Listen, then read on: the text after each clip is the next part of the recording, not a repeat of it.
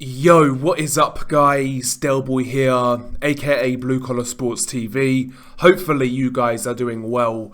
If you're new here, smash that like, hit subscribe, all of that good stuff. So this video is a quick preview and prediction for Joe Joyce versus Joseph Parker. Now, in my opinion, this is a really interesting heavyweight matchup.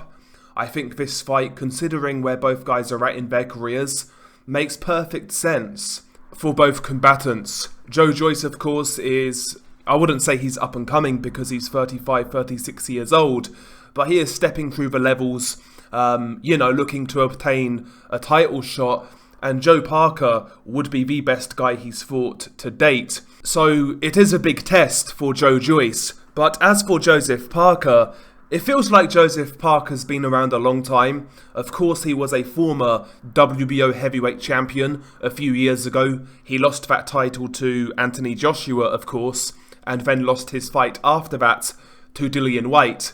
Ever since then, he's been on the comeback trail, but since then, he's had a couple of wishy-washy performances, somewhat uninspiring, and yeah, I think they're not really seeing Joseph Parker as a big threat in the heavyweight division.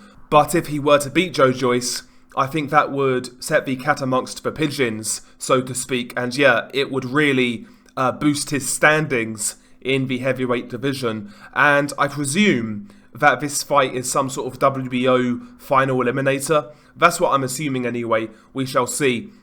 But yeah, I think it's an interesting matchup, both stylistically and also considering where both guys are at in their careers, like I was mentioning. So yeah, this is a fight that I've been looking forward to.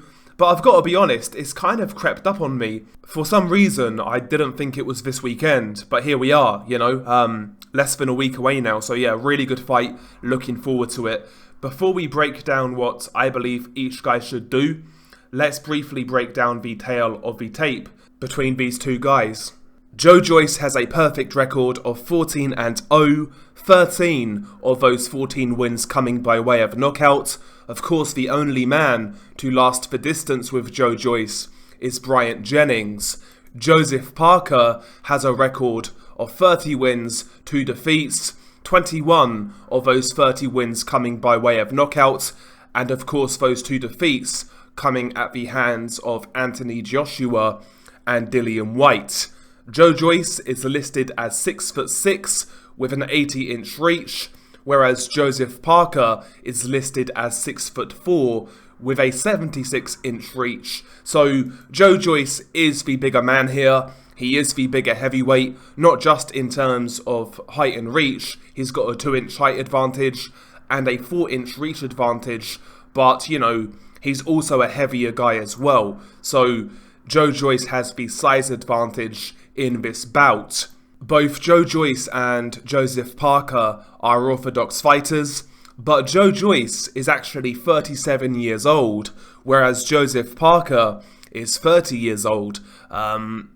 Whether that has any impact on this fight, I don't think so personally. Yeah, 37, Joe Joyce isn't a spring chicken, but he started boxing relatively late. I think he was like 21, 22. So he's not exactly got loads of miles on the clock. And, based on his performances, he's still physically as capable as he was a few years ago. And the same thing goes for Joseph Parker. Had a tougher pro career, no doubt about it. But physically, he still looks fine. He's still relatively quick, good foot speed. I think physically both guys are in and around their best. So yeah, I don't really believe the age difference in this fight will play much of a factor. But the biggest advantage, based on the tale of the tape, is of course the size advantage of Joe Joyce. And that could definitely play a big factor on fight night. But let's briefly break down what I believe each guy should do to win this fight. I think we'll start with Joseph Parker, who I believe is the underdog going into this fight. I think when it comes to Joseph Parker in this fight, he can't afford to be too tentative and allow Joe Joyce to dictate this fight, to allow Joe Joyce to get that kind of thumping jab going, and he can't allow Joe Joyce to walk him down immediately in this fight. I think Joseph Parker, of course, defensively, he needs to be very astute. He can't afford to stand in front of Joe Joyce for too long, because as we know, Joe Joyce just keeps on marauding forwards, and if you stand in front of him, he's going to let go of those clubbing shots. So for me, Joseph Parker needs to really utilise his athleticism early on here to kind of fight in almost like a boxer-puncher, a mobile boxer-puncher type of style. The quick 1-2s that we saw against Derek Chisora in the second fight, they were very effective. Hurt Chisora multiple times. I want to see Joe Parker throw those quick 1-2 combinations, maybe even finish the combination with a left hook, spin out, make Joe Joyce reset. But he can't afford to be throwing arm punches, get off me punches. He needs to be committing to his shots, setting his feet for a split second, 2 or 3 punch combination, 1-2 or 1-2 left hook, and then get out, make Joe Joyce reset, and try to score some damage early on, and try to score some points early on, because more than likely this will be a battle of attrition. And as we saw in the Christian Hammer fight, Joe Joyce in that bout, his low lead hand was getting him in a bit of trouble. Not that he was hurt per se, but he was getting caught over the top with Christian Hammer's right hand. And, you know, potentially early on in this fight, when Joe Joyce isn't warmed up, that could be a money shot for Joseph Parker, because, you know, Joe Joyce is like a diesel engine. First couple of rounds, he kind of is a bit lackadaisical, needs to get going, but once he's in his rhythm, that's when Joe Joyce is at his most dangerous. So Joseph Parker needs to take advantage of a potential slow start by Joe Joyce, because like I said, in those rounds, first 2 or 3 rounds, he can score some rounds, and also score some damage, which is more important when you're fighting a guy like Joe Joyce, because again, I have a feeling this fight is going to go either the distance or very late in the fight. So, you know, damage accumulated and damage dished out is going to be very important here. So yeah, boxer-puncher, mobile boxer-puncher early on for Joseph Parker. Maybe even try to sink that straight right hand to the body against Joe Joyce. The only time I've seen Joe Joyce hurt in the pros was against Bryant Jennings. I think it was a left hook to the body.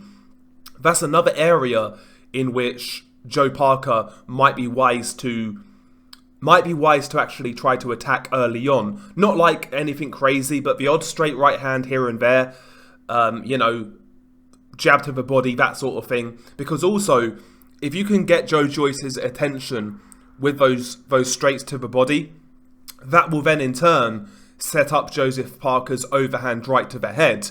Because again, Joe Joyce at the best of times can be susceptible to that shot. So the straight body punches of Joe Parker, again, not only is it a great way to score damage, but also set up other shots later in the fight as you land more and more. So the straights to the body, I think, is something that Joe should do throughout this fight, to be honest. Especially against a guy with a great gas tank like Joe Joyce. But the later this fight gets is when it's going to get harder for Joe Parker. If Parker can't get rid of Joe early on, then you'd imagine that Joe Joyce is going to really up the pace and really up the work rate and drag Parker somewhere horrible. And it's in those moments where we've seen Joseph Parker lacking. The Dillian Whyte fight is a perfect example. Even the first Derek Chisora fight, you know, there was moments where Parker was dead tired, looking sorry for himself, and he was really just backpedaling and not doing much. If he does that in this fight, he is going to lose, quite frankly. Unless he lands one perfect shot, he's going to lose. He can't afford to have numerous rounds of inactivity against Joe Joyce, a guy who throws so many punches. It's going to end in disaster. It's going to end in a loss. So stamina-wise and cardio, I hope Joe Parker's been working on that in training camp. We're going to have to see Joseph Parker, if this goes the distance, we're going to have to see Joseph Parker, in my opinion, significantly up his punch output. You know, he's going to have to. And as this fight develops, then, you know, Joe Parker is going to have to maybe trade with Joe Joyce on occasions.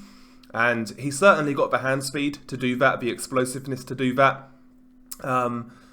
And yeah, he needs to be willing to exchange in those moments, not just tie up or cover up or backpedal. There's going to be times in this fight where he needs to fight fire with fire. And who knows, maybe Joe's got the speed to time Joe Joyce in through the middle maybe and potentially hurt him, you know? Sometimes Joe does throw looping wide combinations, so quick straight punches in those moments could be pivotal in the exchanges. But for me, this fight, it's going to be a fight where Joe Parker has to manage. I think early on he can afford to box, to be the boxer-puncher, but as the fight develops, unless he puts serious damage on Joe Joyce early on, he's going to have to mix it up and become more of a fighter. And that is the one reservation I have about Joseph Parker. When things get really, really tough, has he got the stomach for it? Yes, he's a tough guy. He's got a great chin. Joseph Parker has great attributes that many heavyweights would kill to have. Good hand speed, decent foot speed, great chin, great durability, decent power, decent fundamentals. But sometimes he goes missing in these kind of grueling fights. Can't afford to do that against Joe Joyce. Can't afford to do it. So we're going to have to see something from Joe Parker in this fight that we've not seen before, or at least not seen for a long time, for him to potentially win this bout. Because ultimately, I think that this fight will it will turn into a grueling fight at some point. And yeah, can Joseph handle those moments? Has he got the internal fortitude to handle those moments? Well, he's going to need to. In my opinion, he's going to need to. As for Joe Joyce, Joe Joyce is a surprisingly versatile fighter. He can box in a variety of different ways. We saw him box behind that jab, hold center ring against Daniel Dubois, and Dubois had no answer for that jab. In other fights, we've seen him be the flat-out aggressor, like against Carlos Takam and against Christian Hammer, where he is the pure pressure fighter. I think early on, Joe Joyce primarily should be boxing behind the jab. Nice variety on the jab. Jab from body to head. Vary the speed on the jab. Double it up, triple it up. And primarily try to utilize that height and reach advantage and nullify Joseph Parker's quick bursts and explosiveness. Again, try not to get caught too much early on. And almost try to bait Joe Parker into a bit of a boxing match. Again, when you look at Joe Parker's psychology as a fighter, again, sometimes I think he likes to be on easy street. So if Joe Joyce kind of tricks him into that sort of fight, I think Joe Parker will oblige and box with Joe Joyce. And I think from a boxing standpoint, from range, I actually think Joe Joyce can have a lot of success against Joe Parker. I know Joe Parker's quicker, more explosive, but Joe Joyce has a he's got a 4-inch reach advantage. He's taller, and overall, I think his jab is just more consistent. There's more variety to his jab, and in a jab battle, I actually think Joe Joyce might surprise people against Joe Parker. And of course, when Joe Parker inevitably wants to tie up, that's when Joe needs to get a bit grimy, throw those short uppercuts through the middle, and more importantly, try to work the body of Joe Parker. Again, Joe Parker's a guy who, in hard fights, he fights in bursts. You can tell that he kind of struggles with the pace sometimes. So if Joe Parker wants to tie up early on, try to sneak some little body shots on the inside in the clinch, just little things to drain the gas tank of Joseph Parker. And as the fight progresses, that is when I want to see Joe Joyce really start to up the ante on Joe Parker, try to force him backwards behind that jab, but maintain a much better guard than we've seen from Joe Joyce in the last couple of fights. I felt in the Takam fight and in the Christian Hammer fight, defensively he wasn't as good as he was in the Daniel Dubois fight. He was much more aware of the threat and power that Dubois posed. In the Dubois fight, he again, it was distance, which was his defense. But I think in this fight, Joe's going to try and run. At some point in time, I think Joe is going to try and backpedal. So coming forwards behind that jab, I want to see a tight guard from Joe Joyce to block those headshots and slowly come forwards, grind Joe Parker down behind the jab. And when you have Joe Parker on the ropes, that is when Joe Joyce needs to let go of those combinations, try to smother Joseph Parker and work him over, work him to the body, work him to the head, short hooks around the side, uppercuts through the middle. Because Joe Parker on the inside isn't particularly great. Usually he just resorts to holding. He can throw a sneaky uppercut on the inside. So, you know, Joe Joyce needs to be aware of that. But apart from the uppercut, I don't really believe Joe Parker can fight on the inside that well. Whereas Joe Joyce can. He can maul you, he can smother you, make it really rough and tough. That's the fight he needs to turn it into as the fight progresses. The only thing though, I don't think he can do it too early on, because that is when Joe Parker is going to be fresh, explosive, quick, and if he's too gung-ho early on, I could see him walking into a big shot. Maybe Joe Parker doesn't have the power to knock out Joe Joyce, but again, I wouldn't want to risk it because, you know, Joe Parker can follow up on his shots. If he lands one big shot that momentarily stuns Joe Parker, he can then come back with 2 or 3 more punches, which could put Joe Joyce in a lot of trouble. So he needs to be careful early on. Joe Joyce needs to be careful early on, defensively responsible, boxing behind the jab, try to engage Joe Parker in a boxing match, and round by round, just slowly increase the heat, you know? Slowly increase the heat. It's not a microwave job, you know, 2 minutes in the microwave, bish bash bosh. No, this is he's got to be the slow cooker here and tenderize Joe Parker and slowly just increase the heat, increase the tempo, and yeah, slowly drain Joseph Parker. And I certainly believe that Joe Joyce has the temperament. I think he's got the attributes to box that sort of fight. As I was mentioning earlier, you know, traditionally Joe Joyce, round by round, he does up it anyway. I think that could be perfect against a guy like Joe Parker. But in this fight, just a bit more, he needs to be a bit more cautious in the first, I would say 4 rounds, be a bit more cautious, be defensively responsible, and then go from there. But yeah, it's an interesting fight. It's a step up for Joe Joyce. But it's a hard fight for Joe Parker as well. I mean, Joe Parker, he looked good in the second Chisora fight in stages. But ever since the losses to Dillian Whyte and Anthony Joshua, I've not been all that impressed with Joseph Parker. With Joseph Parker, I just see a guy who has a lot of talent, has a lot of potential, but there's just something missing. And if I am correct, if he doesn't have that fortitude, I don't think he's going to beat a guy like Joe Joyce. So my official prediction here is Joseph Parker on points. I think it will be competitive, maybe a 8-4, maybe even a 7-5 type of fight. But I believe Joe Joyce will win this one. I don't believe either guy gets knocked out. It's possible because, you know, Joe Parker's really quick, pretty explosive, whereas Joe Joyce is bludgeoning, throws a lot of punches. I